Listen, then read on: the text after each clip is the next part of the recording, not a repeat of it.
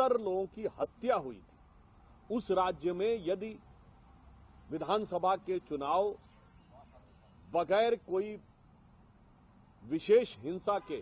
संपन्न हो जाएं और तब किसी के मन में आपत्ति हो, तो मेरा सवाल उठता है कि संविधान किन लोगों के रहने पर खतरे में है। अब जिस प्रकार से तृणमूल कांग्रेस ने अनर्गल निराधार आरोपों को मुद्दा बनाकर सर्वोच्च न्यायालय जाने का प्रयास किया, ये भी उनकी चिर परिचित छटपटाहट और बौखलाहट का ही एक प्रमाण है। विगत 10-12 वर्षों में भिन्न भिन्न न्यायालय के स्तरों पर लगभग 80 बार से अधिक टीएमसी कोर्ट जा चुकी है और हर बार उसे मुंह की खानी पड़ी। सर्वोच्च न्यायालय ने भी आज स्पष्ट रूप से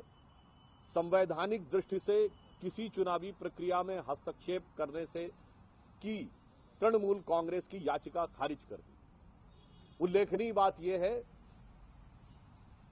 कि श्री रामलला विराजमान के खिलाफ बाबरी मस्जिद एक्शन कमेटी का केस लड़ने वाले तमाम आतंकवादियों के प्रति सहानुभूति रखने वाले और तृणमूल कांग्रेस के प्रति राजनीतिक रूप से अभिभूत रहने वाले श्री कपिल सिब्बल जी की याचिका आज पूरी तरीके से खारिज कर दी गई। अब उनके मन में जो प्रश्न उठता था कि उनको अमुक केंद्र सरकार के कर्मचारियों पर भरोसा नहीं है, राज्य सरकार के कर्मचारियों पर भरोसा है, तो मैं ममता जी से कहना चाहता हूं, आज भरोसे का सवाल आपके खुद के ऊपर है। जब आईपैक के ऊपर रेड हुई तो ये पहली बार ऐसा हुआ जबकि कोई मुख्यमंत्री स्वयं वहां पहुंच गई, अर्थात उनको अपनी पुलिस और अपनी राज्य सरकार की एजेंसी पर भरोसा नहीं था। पॉइंट नंबर 2, वो वहां पर खुद अंदर गई, अर्थात उनको अपने पर्सनल स्टाफ पर भी भरोसा नहीं था। पॉइंट नंबर 3, उन्होंने खुद उठाकर वो हरे रंग की फाइल अपने हाथ में रखी, अर्थात उनको अपने किसी निजी सहयोगी पर भी भरोसा नहीं था। तो जब भरोसा स्वयं तृणमूल कांग्रेस की सरकार को अपनी ही सरकार, अपने कर्मचारियों और अपने ऑफिस पर नहीं है, तो यह इसलिए है क्योंकि जनता का भरोसा पूरी तरीके से उठ चुका है।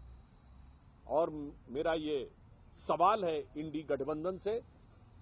और सारी देश की जनता को ध्यान से इस विषय को देखना चाहिए कि जहां पर शांतिपूर्ण मतदान होने पर, हिंसा मुक्त मतदान होने पे, हत्याएं न होने पर